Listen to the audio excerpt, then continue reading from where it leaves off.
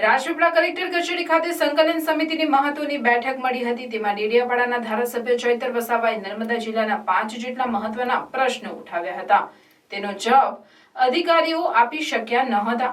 જિલ્લા કલેક્ટર સહિત અધિકારીઓ પ્રશ્નોના જવાબ ન આપી શકતા કલેક્ટર કચેરી સામે ધરણાની ચીમકી આપતા ફફડી ઉઠેલા અધિકારીઓએ 7 દિવસમાં જવાબ આપવાની ખાતરી આપી હતી।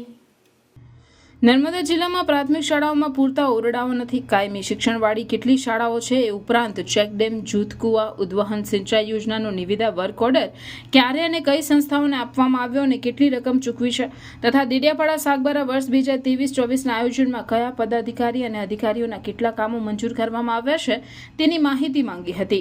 નર્મદા વન વિભાગ દ્વારા છેલ્લા 2 વર્ષમાં ડેડિયાપાડા અને સાગબારા તાલુકાની રેન્જોમાં વિવિધ ફાળવેલી ગ્રાન્ટ, મનરેગા યોજનામાં મટીરીયલ પૂરું પાડનાર એજન્સી અંગે સવાલો કરી લેખિત માહિતી માંગી હતી। આ અંગે ધારાસભ્ય ચૈતર વસાવાએ બોલાવેલી પત્રકાર પરિષદમાં માહિતી આપતા જણાવ્યું કે 5 દિવસ પહેલા મેં આ 5 સવાલો કલેક્ટરને આપ્યા હતા। એના જવાબો આ લોકો આપી શક્યા નથી, જેમાં નર્મદા વન વિભાગ, પ્રાયોજના વિભાગ, સિંચાઈ વિભાગે કોઈપણ જાતના ટેન્ડરો વગર કરોડો રૂપિયાના કામો કરી નાખ્યાનો ગંભીર આક્ષેપ કર્યો હતો। એજન્સીને ચૂકવણા કરી દીધા છે, પરંતુ સ્થળ પર આજે કામ દેખાતા નથી। મનરેગામાં એક એજન્સી નક્કી થઈ એની સમય મર્યાદા પણ પૂરી થઈ ગઈ છે। ટીડીઓ અને ડીડીઓ એ જ એજન્સીને ફરીથી રિન્યૂ કરે છે। આવું તો મનરેગામાં કોઈ ગાઈડલાઈન નથી અને કોઈ મટીરિયલ પણ પૂરું પાડ્યું નથી। આ અધિકારીઓ એમના લાગતા વળગતા એજન્સીઓને કરોડો રૂપિયાની લાણી કરી રહ્યા છે, જ્યારે વન વિભાગમાં 6 વર્ષમાં એક પણ ટેન્ડર થયું નથી। કોના ઇશારે આ બધું ચાલી રહ્યું છે? મનરેગામાં સમય મર્યાદા પૂરી થઈ ગઈ હોવા છતાં કેમ નવી એજન્સી કે ટેન્ડર મંજૂર નથી કરતા? કે આમાં અધિકારીઓને મિલીભગત હોવાનું તેમણે જણાવ્યું હતું। સિંચાઈ વિભાગે કોઈ પણ ટેન્ડર વગર 5.52 કરોડ રૂપિયા એમના લગતા વળગતાઓને ચૂકવી દીધા છે। નર્મદા જિલ્લો અતિ પછાત જિલ્લો હોવા છતાં અધિકારીઓ જરા પણ ગંભીર નથી। કાયમ એજન્સીઓ સાથે મળીને કરોડો રૂપિયાના ભ્રષ્ટાચારો કરે છે। આજે અંગે જિલ્લા સંકલનમાં પ્રશ્ન પૂછતા જવાબ પણ આપી શક્યા નથી। ત્યારે મેં કલેક્ટરને જિલ્લા કલેક્ટર કચેરી ખાતે ધરણા પર બેસવાની ચીમકી ઉચ્ચારી છે। મારી જિંદગીથી ગભરાયેલ અધિકારીઓ, કલેક્ટર અને એસપી સાહેબે મને 7 દિવસનો સમય આપ્યો। જો 7 દિવસોમાં મારા પ્રશ્નનો જવાબ નહીં આવે તો આગામી દિવસોમાં કલેક્ટર કચેરી સામે ઉપગ્રહ આંદોલન કરવાની ચીમકી પણ આપી હતી।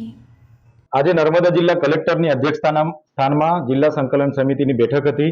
દિન 7 પહેલા મારા 5 સવાલો હતા, પણ નર્મદા જિલ્લાના વહીવટી તંત્ર એનો જવાબ નથી આપી શક્યા, કેમ કે નર્મદા વન વિભાગ, પ્રાયોજના વિભાગ અને સિંચાઈ વિભાગે કોઈ પણ જાતના ટેન્ડર વગર કરોડો રૂપિયાના કામો કરી નાખ્યા છે। એજન્સીની ચૂકવણા કરી દીધા છે અને સ્થળ પર એ કામો આજે નથી। મનરેગામાં એક એજન્સી નક્કી થઈ, એનો સમય મર્યાદા પૂરો થઈ ગયો છે। ટીડીઓ અને ડીડીઓ એ જ એજન્સીને ફરી રિન્યુ કરે છે।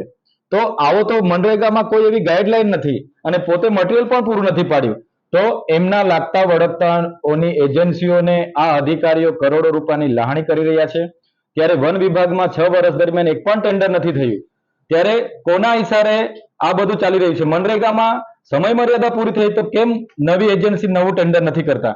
એટલે આમાં અધિકારીઓની મિલીભગત હોવાના નાતે આ બધું ચાલી રહ્યું છે।